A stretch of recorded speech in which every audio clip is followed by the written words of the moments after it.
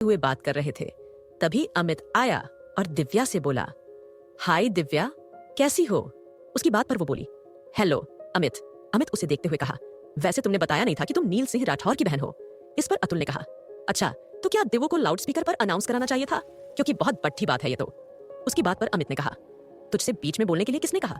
चिलगोजे, अपनी जबान थोड़ा बंद रख समझा। उसके इस तरह बात करने पर दिव्या ने कहा, पहले अपने बोलने का लहजा बदलो, वरना तुम जानते हो मैं क्या कर सकती हूँ। और मत भूलो, मेरा एक भाई यहाँ का डीन तो दूसरा यहाँ का बादशाह है। उसे पता चला ना कि तुमने और तुम्हारे दोस्तों ने अभी तक हमारे साथ क्या किया है, तो शायद तुम इस तरह वापस ना खरीदीचे हो पाओ। अच्छा होगा अपनी हद में रहो, अब निकलो यहाँ से। उसकी बात पर वो बोला, लगता है अपने भाइयों के बल पर काफी उछलना आ गया है। उनके नाम से हट के बात कर तो जानू, है हिम्मत तो खुलाज से बाहर मिल, हम भी देखे तुझे कितना दम है। इस पर अखिल ने उसके सामने खड्डे होते हुए कहा, तू कुलाज के बाहर छोड़ डच, में अभी अंदर ही दिखा देता हूँ तुझे। उसके ये कहते ही अमित ने उसकी कॉलर गुस्से में पकड़ ली। तभी अमित के दोस्त आगे आए तो अतुल ने एक को मार के नीचे गिरा दिया, दूसरे को दीवार से लगा के खड़ी डीडीएशा हो गया। ये सब देखकर अपूर्वा अमित और अखिल के पास आई और उससे बोली, अमित छोड़ो उसे अभी इसी वक्त, देखो मैं उसकी तरफ से सॉरी बोल रही हूँ, तुम छोड़ डीडीएच दो। ये कहते हुए उसने धक्का मार के उसे दूर किया और अखिल बाकी सबको दूर ले जाने लगी। इस पर अमित ने कहा, हाँ ले जा इसे और जाकर किसी जगह मुंह छुपा के बैठ। वैसे भी तुम सब स्वरा के नाम पर ही उतरते हो, वो है ना ही तो दम नहीं है, वैसे भी हिम्मत चाहिए लड़ने के लिए। और दिव्या अच्छा होगा इस अखिल को छोड़ के मेरे साथ आ जा, खुश रहेगी। उसकी बात पर सारे हंस दिए। इस बार एक झन्नाटेदार थप्पड़ गूंज गया कैंटीन में। सबने देखा तो अपूर्वा गुस्से में अमित के सामने खड़ी थी और उसे देखे जा रही थी। अमित के गाल पर उसका हाथ था। अपूर्वा ने उसकी कॉलर पकड़ दी और उसे बोली, पहली बात लजशी सम्मान की चीज है और दूसरी बात खुश करने का दम तुझ में नहीं है, क्योंकि वो खुश उससे जिससे वो प्यार करती है, जो उसका सम्मान करता है। तुझ जैसे 2 टके के साथ खुश छोड़ वो दुखी ना हो। और अब मेरी बात ध्यान से सुन, स्वरा आग है, उसके सामने तू टिक नहीं पाया। हम उसके दोस्त, सोच कितनी आग होगी हम सब में। इतनी आग अगर एक साथ मिले तो ज्वालामुखी फुट सकता है तुझ पर। वैसे भी मनाली में बहुत से घने जंगल है जहाँ जंगली जानवर शिकार करते हैं, 1-2 ने तेरा कर लिया तो जरा संभल के। ये बोलकर उसने उसका गाल थपथपाया और सबके साथ वहां से निकल गई। अमित अपने गालों को सहलाते हुए उसे देख रहा था। सब क्लास में आए और बैठ गए। सौरभ ने आकर अपूर्वा को उसके नोट्स दिए और उससे बोला, thanks Apoorva, it's okay. Apoorva ये कहते हुए उससे नोट्स ले ली। उसी वक्त साहिल क्लास में आया। उसे देखकर सब कोई अपनी अपनी जगह पर बैठ गए। साहिल ने जब सौरभ को अपूर्वा के पास देखा तो उसकी नीली आंखें थोड़ी सी कुतच गई। वो आया और बुक खोल के आगे के पार्ट्स पढ़ाने लगा। वो बोर्ड पर सवाल समझाते हुए सबको पढ़ाया जा रहा था और इधर अपूर्वा नोट्स भी बना रही थी। वो कभी साहिल को देख लेती तो सुबह वाली बात याद आ जाती, जिससे वो अपनी नजरें फेर लेती थी। करीबन 2 घंटे बाद क्लास खत्म हुई और सब बाहर निकलने लगे। बातें करते हुए सब पार्किंग एरिया में पहुंचे तो साहिल वही खड़ी रहा था। दिव्या उसे देखकर उसके पास आई और उससे बोली, भाई आप यहाँ गए नहीं? आप नहीं, चलो साथ घर चलते हैं। उसके कहने पर दिव्या ने कहा, चलो अप्पू चले घर। इस पर अपूर्वा ने कहा, सॉरी मुझे कैफे जाना है, तुम्हें पता है, तुम जाओ। उसने सबको बाएं कहा और जाने लगी तो साहिल ने कहा, बोले हम छोड़ डीएच देंगे, बैठ जाए कार में। उसके कहने पर दिव्या ने उसकी तरफ देखा तो अपूर्वा ने फोन निकाला, उसमें एयरफोन कनेक्ट किया और उससे बोली, नहीं शुक्रिया। ये बोलकर वो कानों में एयरफोन लगाया और फोन को पॉकेट में रखकर वो चल दी कोलाज के बाहर। साहिल उसकी ऐसे तेवर पर उसे देखे जा रहा था। वो मस्त अपना बैग ली गाना सुनते हुए चली जा रही थी। दिव्या गाड़ी में बैठी और उसके साथ साहिल भी। बाकी सब भी अपने घर की तरफ निकल गए। कैफे में जब अपूर्वा आई तो उसकी ऑनर ने उसे अकेले देखकर कहा, क्या हुआ, आज स्वरा कहीं दिखाई नहीं दे रहा है? उनके सवाल पर वो बोली, वो कल उसका छोटा सा एक्सीडेंट हो गया था तो वो 1-2 दिन नहीं आएगी।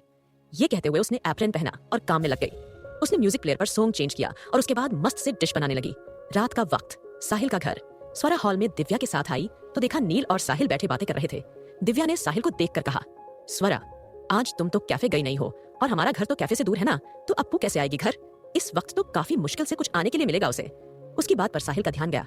इधर स्वरा ने कहा, हाँ यार मैं जाती हूँ उसे लेने। उसकी बात पर वो बोली, पागल हो क्या, इस हालत में जाओगी, मार डालेगी मुझे वो, मैं किसी ड्राइवर को भेज देती हूँ। उसके ये कहने पर साहिल ने कहा, ड्राइवर नहीं है, मैं ले आऊं जाकर, कोई प्रॉब्लम ना हो तो। उसकी बात पर नील उसे देखने लगा। साहिल ने कहा, रियान को लेने जा रहा हूं मैं, इसलिए बोला। दिव्या ने कहा, हाँ क्यों नहीं आप ले आए उसे? उसकी बात पर साहिल अंदर गया और कपड़े चेंज करके आया। उसने कहा, उसका नंबर होगा और एड्रेस, मैं जा पाऊंगा वहां जिससे। उसके कहने पर स्वरा ने उसे नंबर दिया और कैफे का और एड्रेस भी दे दिया। उसके बाद वो बाहर निकल गया। दिव्या ने मन में कहा, भाई कुछ बदल रहा है, पर क्या ये पता करना होगा? ये सोचते हुए वो साहिल को जाते हुए देख रही थी। स्वरा ने अपूर्वा को बता दिया था फोन करके कि साहिल उसे लेने आ रहा है। ये सुनकर वो थोड़ा गुस्सा हुई थी पर कुछ बोली नहीं थी वो। इधर अपूर्वा सारा काम खत्म करके बस कैफे बंद कर रही थी। तभी एक कार रोड के दूसरी तरफ आकर खड़ी डीठी हुई। उसने गाड़ी देखी तो समझ गई वो साहिल की कार थी। वो चाबी ऑनर को देकर उसे गुड बाय कहकर रोड क्रॉस करने लगी। साहिल कार से टिक के खड़ी डीडी अच्छा था। जब अपूर्वा आई तो उसने कहा, चलिए सर। उसकी आवाज पर साहिल ने उसे देखा और हाँ में सर हिला दिया। अपूर्वा जाकर पीछे वाली सीट पर बैठ गई। उसे पीछे बैठा देखकर साहिल ने कहा, मैं आपको ड्राइवर लगता हूँ? नहीं तो। उसकी इस बात पर साहिल बोला, तो आगे आके बैठे। इस पर वो बोली, वो जगह आपकी गर्लफ्रेंड की है, जिसे आप अभी पिक करेंगे। अब चले सर। उसकी इस बात पर वो गाड़ी चलाने लगा। अपूर्वा खिड़की से सर लगा के बैठ गई। उसके बाल हवा में कभी पीछे तो कभी उसके चेहरे आ रहे थे। ये सब साहिल फ्रंट मिरर में देख रहा था। तभी एक ऑफिस के सामने उसने गाड़ी रुकी तो रियान अंदर आकर साहिल के गले लगते हुए बोली, साहिल बेबी कैसे हो? सॉरी इतनी रात को तुम्हें बुलाया। उसकी बात पर साहिल ने फ्रंट मिरर से अपूर्वा को देखा जो आंखें बंद किए खामोशी से बैठी हुई थी। उसे जैसे कोई फर्क नहीं पड़ रहा था। रियान का ध्यान उस पर गया तो वो बोली, ये यहाँ वो दिव्या ने कहा था इन्हें इनकी जॉब से लाने के लिए, तो बस इसीलिए चले। उसके कहने पर वो हाँ में सर हिला दी। साहिल आगे बरच गया। पूरे रास्ते रियान ही कुछ ना कुछ बोले जा रही थी, पर अपूर्वा बस आंखें बंद किए जम्हाई लेते हुए लेटी हुई थी और कुछ देर बाद उसका हिलना भी बंद हो गया। साहिल ने गाड़ी घर के सामने रोकी तो रियान बाहर आई।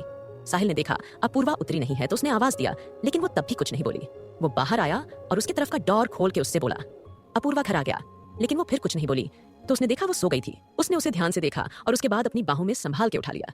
जब वो उसे लेकर अंदर आया तो सब उसे आंखें फाड़े देखे जा रहे थे। उसने कहा, ये सो गई है, मैं कमरे में सुला के आता हूँ। दिव्या इसका बैग कार में है, ले लो जाकर। उसके कहने पर वो चली गई। पर रियान थी जो अपूर्वा को साहिल की बाहों में देखकर गुस्से में भर गई थी। साहिल उसे कमरे में लाया और लेटा दिया। जब वो दूर होने लगा तो अपूर्वा के गले में पहनी चेन उसके शर्ट में फंस गई। वो उसके थोड़ा नजदीक आया और चेन निकालने लगा। इस वक्त वो अपूर्वा के बहुत नजदीक था। उसकी सांसें वो अपने चेहरे पर महसूस कर रहा था। उसने चेन निकाला और उसे ब्लैंकेट ओढ़ा के बाहर आ गया।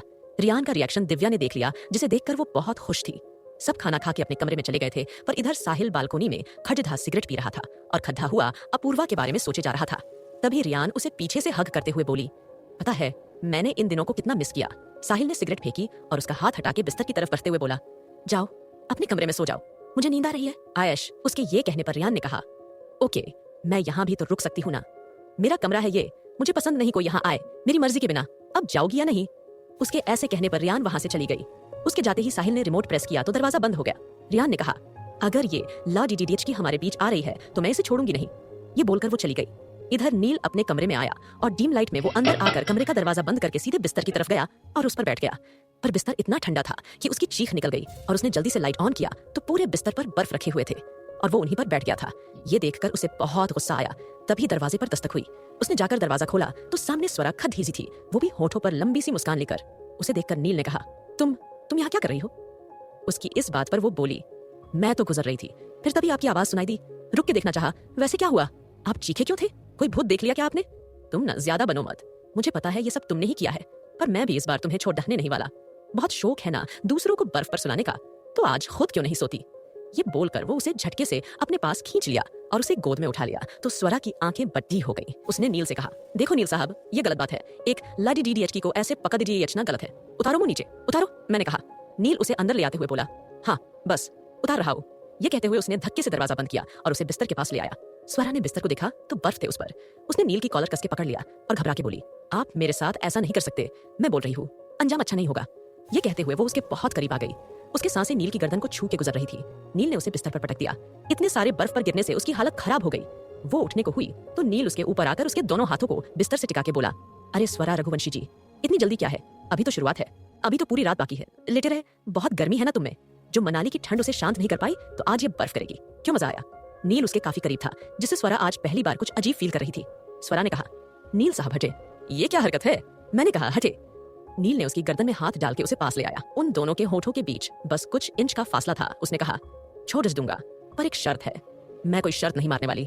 उसकी बात पर वो बोला, तो आज ऐसे ही सोते ही मुझे बद्धा अच्छा लग रहा है। ये कहते हुए उसने उसके ठंडे गालों को अपने गालों से छू लिया तो एक लंबी सांस स्वरा ने ली और आंखें बंद कर ली।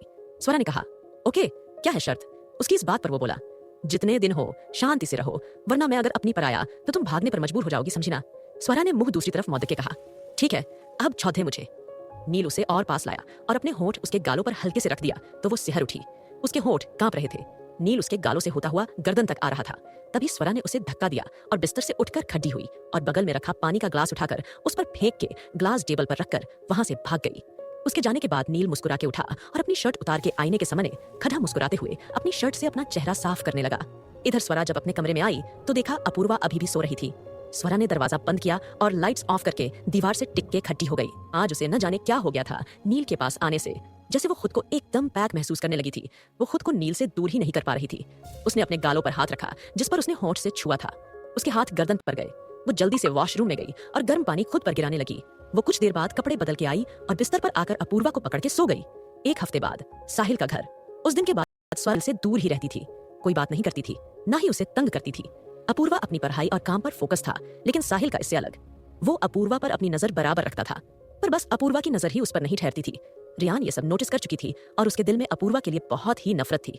स्वरा और अपूर्वा के साथ आज अनाया भी जा रही थी। तीनों अपना सामान लेकर आ गई थी। दिव्या ने कहा, चलो नाश्ता कर लो, तो मैं अनाया का सामान उसके हॉस्टल में रखवा के उसे अपने साथ कोलाज ले आऊंगी और तुम दोनों भी सामान रख के चली आना। और हाँ, आज कोलाज में इवेंट में अपना नाम देना है, तो सोच के आना। स्वरा ने सेब लेकर उसे दांत से काटते हुए कहा, सोचना क्या है, मैं बास्केटबॉल में और हमारी जान डांस में और तुम क्विज में, अखिल के साथ और अतुल मेरे साथ। बास्केटबॉल में बची सोमू और अनाया आई थिंक दोनों चेस अच्छा खेलती है, क्यों ना पार्टिसिपेट करे। दिखा सोल्व। उसकी इस बात पर दिव्या बोला, अतु और तू साथ में बास्केटबॉल ज्वाइन करेंगे ना, तो हो गया फिर तुम दोनों की नौटंकी खत्म नहीं होगी। खेल क्या खा खेलोगे? ओए तू चुप कर, बहुत अच्छा दोस्त है मेरा, समझी ना। और हाँ, वो तो मैं लेट हो गई, नहीं तो अतुल को अपना बॉयफ्रेंड बना लेती। उस पर सौम्या की आवाज आई, अभी भी बना ले, ये सरदर्दी कोई तो ले जाए मुझसे। ये कहते हुए वो अंदर आई। उसके साथ अतुल और अखिल भी थे। नील हॉल में साहिल के साथ बैठा हुआ सब सुन रहा था। पता नहीं क्यों अतुल को देखकर उसे काफी गुस्सा आ रहा था। उन्हें देखकर स्वरा खुशी से उनके पास गई और अतुल को गले लग के बोली, मिस यू यार, तुम सबको, खासकर तुझे बंदर। ये बोलकर वो उसे टाइट हक कर ली तो नील उसे आंखें छोटी करके देखे जा रहा था। अखिल ने कहा, अनाया यार, तूने मुझे मिस नहीं किया। अनाया ने कहा, क्यों नहीं यार, तुम सबको बहुत मिस किया मैंने, खासकर स्वरा की शरारतें जो वो कॉलेज में करती है, कसम से दिल खुश हो जाता है। आज मजा आएगा जब हम सारे दोस्त एक साथ कॉलेज में इंटर करेंगे, देखे तो मिजाज कैसे है हमारे बिना कोलाज के। ये कहते हुए वो सबसे गले मिली। अपूर्वा ने सबसे कहा, चलो नाश्ता करो और निकलते हैं। उसके ये कहने पर अखिल उसके पास आकर बोला, हाय, इतने प्यार से ना कहा करो, दिल निकल जाता है जान। ये कहकर वो सीने पर हाथ रख दिया। साहिल उसे देखे जा रहा था। अपूर्वा ने हंसते हुए उसके सर पर एक छपत रख दिया। सब बैठ गए। साहिल बिना खाए नील के साथ चला गया था। सबने नाश्ता किया और अपने अपने जगह पर पहले निकले। कुछ देर बाद सातों की गाड़ी कोलाज के सामने थी। वो सातों पार्किंग में गाड़ी लगा के क्लास की तरफ बरज रहे थे। तभी मिकी दिख गई स्वरा को। उसने कहा, अरे रुको ना, हम आते हैं। ये बोलकर वो जल्दी से उस तरफ जाने लगी। उसे जाते देखकर अतुल बोला, ये कभी शांति से क्यों नहीं रहती, अभी आई नहीं कि शुरू। ये कहते हुए वो स्वरा की तरफ देखे जा रहा था। क्या होने वाला था? क्या फिर से स्वरा मुसीबत खद ही करने वाली है? जानने के लिए पढ़ाते रहे आशिकी आ गई। क्रमशः प्रीति तिवारी। प्रीति।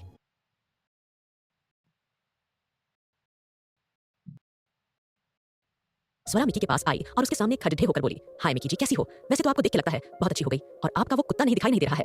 तभी अमित ने आते हुए कहा, एक्सक्यूज मी, मेरी मिकी कब यहाँ पर पेट लेकर आती है? इस पर अनाया ने खड़े होते हुए कहा, अरे अब इतने सारे तो लेकर आती है, जिसमें एक तो तुम भी हो, बहुत ज्यादा वाफदार। क्यों भाई लोग? उसके कहने पर सब हंस दिए। तो अमित ने गुस्से में कहा, तुझे मैं बताता हूँ, रुक।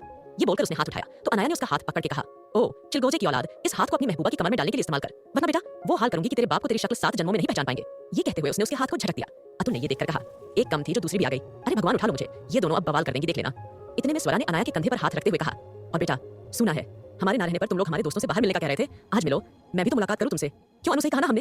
अरे मेरी जान, तुम कभी गलत बोलती हो, तुमने कहा है तो ठीक नहीं, बिल्कुल ठीक कहा होगा। तुम मिकी के पेट साहब, जब मन हो, जहां मन हो वहां बुला लेना, हम आ जाएंगे, चल। स्वरा। ये बोलकर वो दोनों वापस आ गई। सोम्या ने कहा, यार एक तो ये स्वरा, उस पर से ये अनाया भी आ गई है। एक झेल रहे थे, अब इसे भी झेलो। एक सुनती नहीं है, एक सुन के भी नहीं सुनती, बाप रे। ये कहते हुए वो क्लास में आ गई।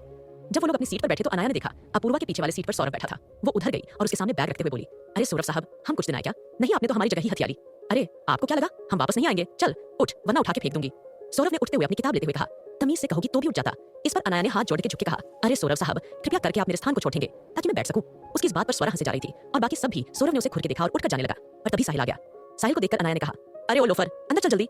ये कहते हुए वो उसे अंदर ठेल के बैठ गई। सौरभ उसकी शक्ल देख रहा था। अनाया साहिल के आने पर खड़खड़ी होकर गुड मॉर्निंग बोली। सबके बैठने पर वो भी बैठ गई, पर सौरभ खड़ा रहा। उसे देखकर अनाया ने कहा, बैठोगे या मुहूर्त निकलवाए, बैठो।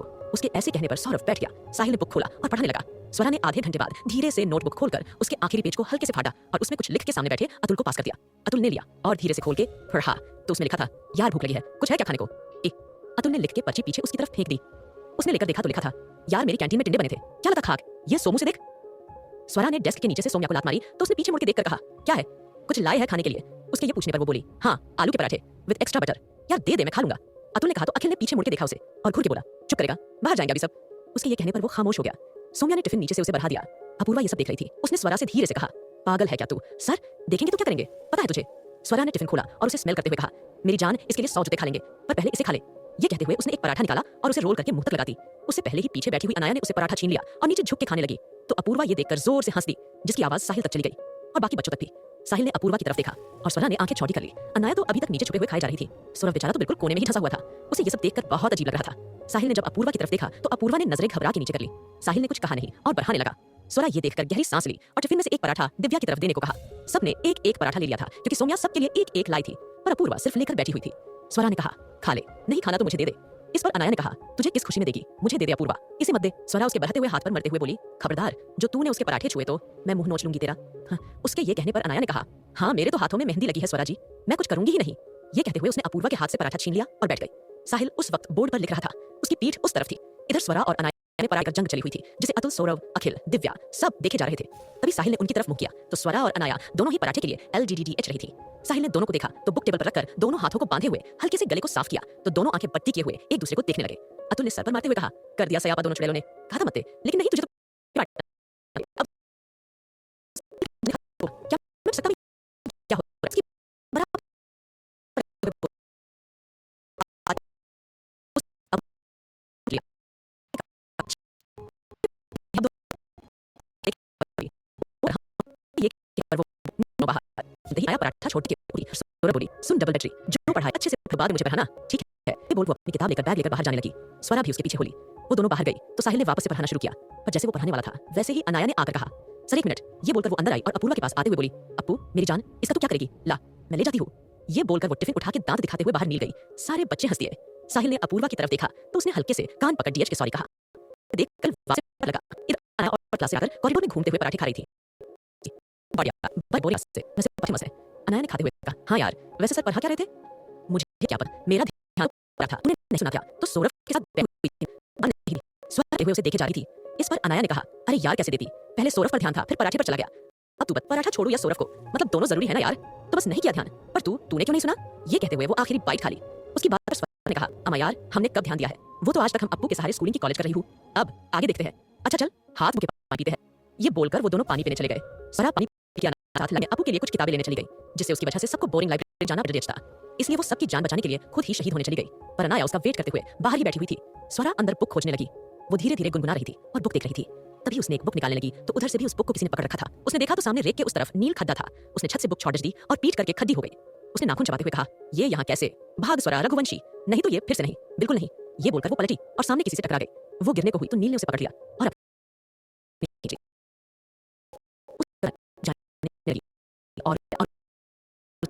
तुम्हारी सोती वक्त। इस पर स्वरा खुद को छुड़ाते हुए बोली, वो मैं लेट पहुंची तो सर ने एंट्री नहीं दी, इसलिए यहाँ पर आ गई। ये कहते हुए वो उसके हाथ को अपनी कमर से हटाने की कोशिश कर रही थी, लेकिन नीली पकड़ काफी मजबूत थी। स्वरा उसे दी जा रही और नीचे चेहरे उड्डी DH के आ रहे बालों को अपने एक हाथ से उसके कान के पीछे करते हुए बोला, अगली बार टाइम से रहना, पढ़ाई पर ध्यान दो, नहीं तो मुझे ध्यान देना होगा, समझ रही हो ना स्वरा जी। उसकी बात पर स्वरा ने हाँ में गर्दन हिला दी।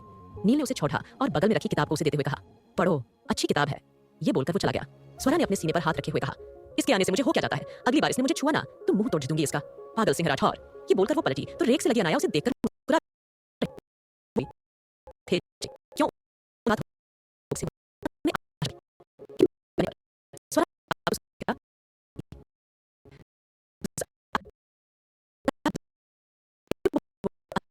होगा कि नाज आने से कोई होगा क्या, सिलो रब्बा की दिखी बंगी जाने के लिए पहाते रहे आशिकी आ गई। तमाशा प्रीति तिवारी, प्रीति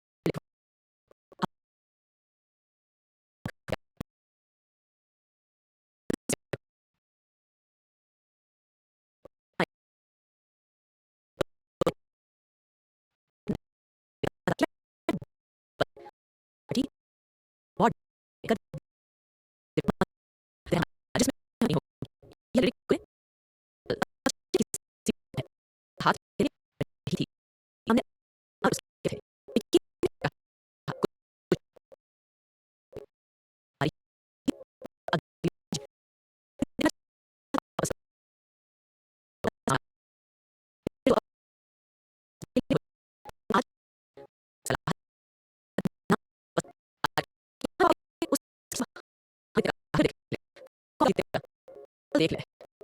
आगे सिला मैं बोल अपने आश साया कुछ नहीं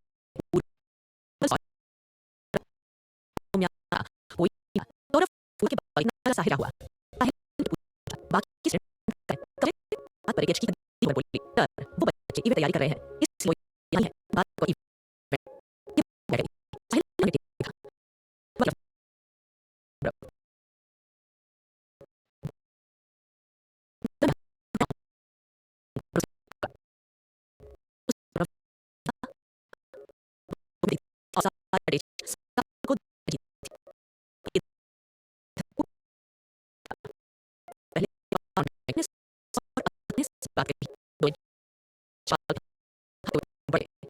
दिव्या आंखें खोले लाइब्रेरी उन्हें बात वो भागे ऐसे उस स्वर बाकी सब बच्चे बाहर खड़े दिया सखत अब क्या था जब सब तो सामने खड़े थे कि सोच के अपने में करनी चाहिए इतना करने का आज मिस आप अपनी प्रभु तो ध्यान आगे भी ये होनी चाहिए दे रहा जी सर वो हम से गए थे पूछा उसके कहने वो सना में सर हिला दिए साहिल कहा आइंदा से अगर मेरी परमिशन बिना क्लास छोड़ी गई तो मैं क्लास में बैठने दूंगा नहीं और ना क्लास लेने उसके ये कहने पर सबने हाँ में सर हिला दिया साहिल ने सबको अपनी जगह पर जाकर बैठने को कहा सब जल्दी से अंदर आए और अपनी जगह पर बैठने लगे स्वरा सौरभ के पास आई और बोली ओ ये उठ जा मुझे बैठना है उसके ये कहने पर वो बोला तू पीछे से बैठ तू है या गोद मैं उसने सौरभ ने उठ गया वो बैठ गया और उसे बग में जाना आया सौरभ ने उसे देखा आया ने गालों पर हाथ रख आंखें टिमटिमा दी जिसे देख सौरभ ने कहा किताब देखो मुझे नहीं ये बोलकर वो बुक खोल के उसके सामने रख दिया अनाया ने कहा अब तुम इतने प्यार से कह रहे हो तो मैं मान जाती हूँ ये बोलकर वो बुक में देखने लगी साहिल पढ़ाने लगा था स्वरा ने एक पेपर पर कुछ लिख के सामने अतुल को दिया अतुल ने उसकी आंखें सौम्य ने पेपर लेकर पढ़ा तो वो भी पीछे मुड़ के देखी और आगे चेहरा करके पेपर को अखिल और दिव्या को दे दिया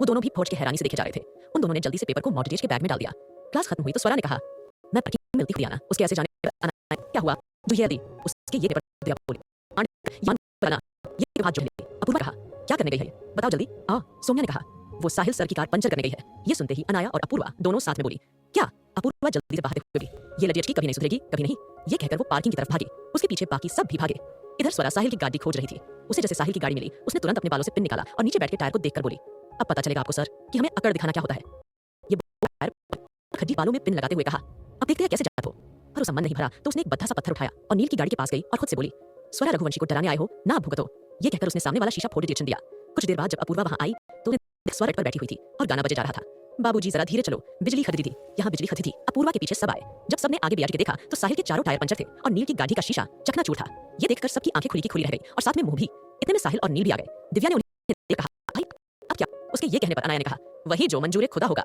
चलो बे इधर से ये बोलकर वो स्वरा के पास आए तो वो आराम से बैठी हुई थी 1960 की हुई थी अपूर्वा ने स्वरा को देखकर कहा पागल हो तुम दिमाग ठीक था तुम्हारा क्या कर दिया तुमने नील सर की गाड़ी का शीशा तोड़ा साहिल से साथ सब जरूरत थी स्वरा ने कहा जरूरत थी इसके दोनों भाई है बहुत बोलते हैं अब झेले ये हुए उसने देखा तो साहिल नील दोनों अपनी गाड़ी से आ गए और उस खराब देखकर दोनों हैरान थे इस पर स्वरा ने गाड़ी आवाज की और बुलेट मारी तो साहिल ने देखा और सभी स्वरा ने कहा क्या हुआ सर नील की देखकर वो बोली ओहो बताओ किसने किया ऐसा काम वेरी बैड सर ऐसे कैसे किसी की गाड़ी का शीशा तोड़ दिया और आपकी गाड़ी का चारों tyre puncture feel so bad sir पर अब क्या करें अब तो हो गया जो होना था अच्छा चले चलते हैं अप्पू मेरी जान चलो कैफे के लिए लेट हो रहा है उसके कहने पर अपूर्वा सामने आई और घबरा के साहिल को तो कभी नील को देखने लगी वो आकर स्वरा के पीछे बैठ गई स्वरा ने चश्मा लगाते हुए कहा नैनो में चिंगारियां शोला बदन शोलों की लड़ी अरे गिरी गिरी गिरी बिजली गिरी इस पर गिरी उस पर गिरी लोग गिर पड़ी ये गाते हुए वो निकल गई उसके जाते ही अखिल सौम्या जल्दी से गाड़ी में बैठ गए और तेज से गाड़ी वहां से निकाल ली अब सिर्फ वहां पर दिव्या खज रही थी उसने मन में कहा कि दुहे पद दुहे तुम सबको मुझे अकेले छोड़ के चले गए अरे भगवान तुम्हें माफ नहीं करेगा वो ये सब मन में बोल ही रही थी कि नील ने कहा दिव्यू सच बता ये सब तेरी उस पागल दोस्त ने किया है ना वो कुछ कहती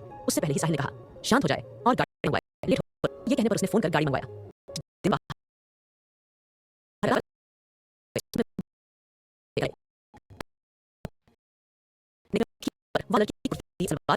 आज आसमान पर काले बादल घिराए थे और हवाएं भी तेज चल रही थी लेकिन अपूर्वा ने आंखें बंद करके अपनी बाहर फैला दिया जिससे उसका डीला कुर्ता उसके शरीर से चिपक गया और वो हवा को महसूस करने लगी पर कोई था जो उसे देखे जा रहा था उस शख्स ने फोन निकाला और एक फोटो खींच के उसे जेल रख लिया जब अपूर्वा ने आंखें खोली तो उस नजर सड़क के कुछ दूरी पर गई जहां पर एक लड्डी डिटच का हुड्डी पहने बाइक से टिक के खजीदी था अपूर्वा की नजर उधर गई तो उस लड्डी डिटच ने नजरें नहीं हटाई बल्कि वैसे ही खजीदी हुआ उसे देखे जा रहा था अपूर्वा घबरा के अपनी करते लगा दी और अपने बैग से वो सच में मुझे ही देख रहा था या फिर ये मेरा वहम था ये कहते हुए वो लेट गई कुछ देर में उसे नींद आ गई उधर वो लज्जिका अपनी बाइक स्टार्ट करके वहां चला गया कौन था वो लज्जिका जो इतनी रात को अपूर्वा को देख रहा था अब क्या नील इसके बाद चुप बैठेगा जानने के लिए पढ़ते रहे आशिकी आ गई क्रमशः प्रीति तिवारी प्रीति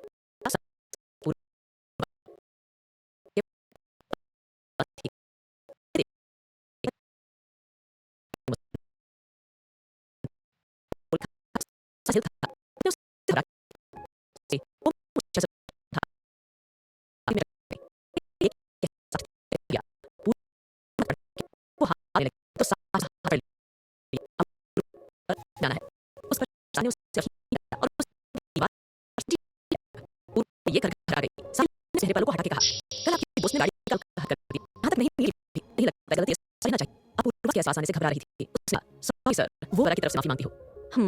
अच्छा, मतलब मुझे आपको माफ करना होगा उसकी जगह। साहिल ये कहते हुए उसकी कमर की तरफ हाथ बढ़ाने लगा तो अपूर्वा हटने लगी। साहिल की कमर पकड़ के वापस से उसी जगह खड़ी ढीठा कर लिया। उसके ये करने पर अपूर्व नजरें नीचे करे हुए बोली, क्या कर रहे हैं आप? छोटे मुझे कोई आ जाएगा सर? आने दो, वैसे मैं तुम्हें छोड़ ही जा सकता हूँ, पर एक शर्त है। साहिल के ये कहने पर वो बोली, क्या बकवास है, छोटे मुझे सर, कोई आ जाएगा अभी। साहिल उसे अपने पास लाकर बोला, सोच लो, मैं तो बदनाम होने को भी तैयार हूँ, अब आप अपना बताओ। वैसे एक शर्त और, मैं अपने रास्ते और आप अपने। उसकी बात पर अपूर्वा ने कहा, कैसी शर्त है? यही कि मुझे आप अपना नंबर दे। उसके ये कहने पर अपूर्वा उसे आंखें फाड़े देखे जा रही थी। उसने उसके पीछे देखकर कहा, दिव्या तुम। उसके कहने ने उसे दिया और मुड़ के देखा तो कोई नहीं था। उसने सामने देखा तो अपूर्वा अपनी किताबें लेकर खड़ी थी और उसे देखकर बोली, मैं खुद की मर्जी की मालिक हूँ, किसी के कहने की गुलाम नहीं, अगली बार याद रखिए। ये बोलकर वो वहां से चली गई। चलो अब तुम्हें गुलाम बनाया जाए, खुद के करीब लाया जाए, पहली हो जो साहिल सिंह राठौर से दूर जा रही हो। कमाल है। ये बोलकर वो क्लास की तरफ बढ़ गया। शाम का वक्त, कोलाज। सब क्लास से निकल के पार्किंग की तरफ जा रहे थे, पर अपूर्वा आज सुबह जो हुआ उसे सोचे जा रही थी। इतने में अखिल ने कहा, यार इस संडे हम घूमने चल रहे हैं, कोई मना नहीं करेगा और ना मैं सुनने नहीं वाला हूँ, इसलिए भूल के भी ना मत करना। खास कर अपू तू, अगर तूने ना बोला तो तुझे उठा के ले जाऊंगा। उसकी पता पर स्वरा ने कहा, अम्मा यार हारे होते हुए ना बोल के देखे, हम इसलिए नहीं उठा लेंगे, इस बार पापा चलेंगे, पर कहाँ पर? अतुल ने कहा, सोच लो, वहां चलते हैं। ने कहा, बहुत बात हुई लेकिन जब बड़ा नेट देखा तो बुलेट के दोनों पंच थे। ये देखकर वो बोली, अम्मा यार ये कौन कर गया? अभी सुबह तो ठीक थी, अब ये अंशर से हो गई। इस पर नील सामने से आते हुए बोला, दिव्यू चले बच्चा, घर जाने में लेट हो रहा है। उसके ये कहने पर दिव्या ने कहा, भाई आज पता नहीं किसने स्वरा की बाइक पंचर कर दी। ये बोलकर वो गाड़ी में बैठा और गाना दिया। उसमें गाना कुछ इस तरह बजा, अल्लाह बचाए तेरी जान के रज़ाओं में कहते हुआ कि कहा, मुझे में है उसने बचना पड़ा। देखना स्वरा बहुत गुस्सा, तू किसी कराता चला उसने पास और बात को लेकर हाँ को वहां गई। पीछे तो मिस शकुड़ी ने और मुंह पर हाथ लगाया इस तरह और बाकी तरफ देखा। जो पीछे भागते हुए और पर उस तरफ कूद गया। वो पीछे वाली गार्डन में था और उसने जल्दी जाकर आगे की तरफ देखा। गार्ड्स खैर दिए थे। वो किसी तरह उनसे बच के अंदर गया, सीधे ऊपर चले गया। वो एक कमरे के सामने रुका और उसका दरवाजा खोल के अंदर आया। देखकर वो धीरे से उसके कबर्ड के पास गया और उसके कप डी डाचो के साथ कुछ। उसके बाद वो बाथरूम में गया और वापस देखा और बोला, मिस्टर राठौर सुबह मिलते हैं नाश्ते पर।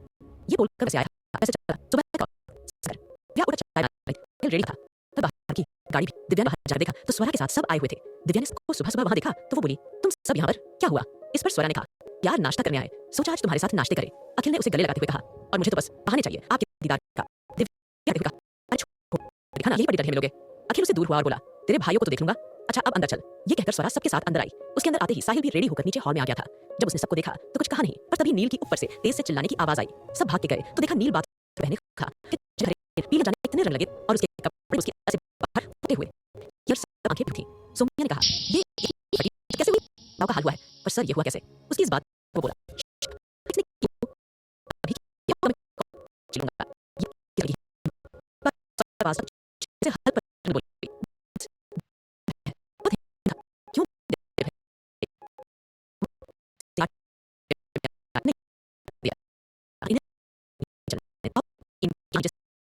नहीं हुआ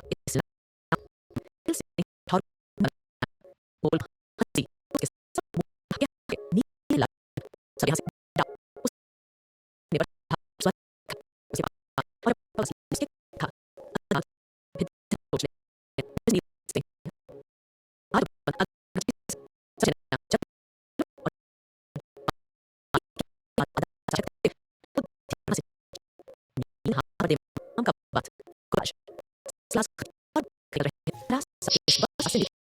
आज वो बुलेट की चाबी भी डेस्क के नीचे भूल गई। पूर्वा साथ में मैं आती हूँ, क्लास में छोड़ ये बोलकर उस तरफ भागी और अपूर्वा बाकी सब पार्किंग तरफ चल दिए। स्वरा जैसे क्लास में वैसे हर किसी को दिया।